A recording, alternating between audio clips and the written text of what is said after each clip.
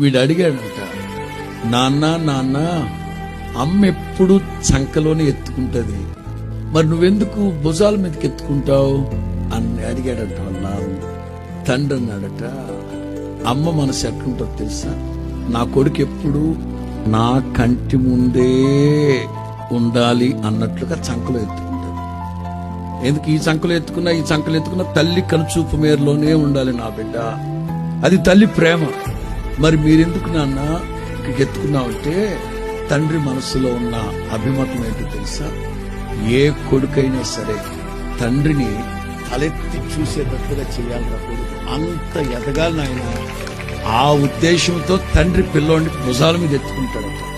ఏ తండ్రి కూడా నా కొడుకు నా కాళ్ళ కింద ఉండాలి అనుకోడట, నా కొడుకు నా తలెత్తుకుని బ్రతికేటట్లుగా చేయాలి నా కొడుకని. అందుకని ఇట్లా ఎత్తుకొని చూస్తా ఉంటాడు.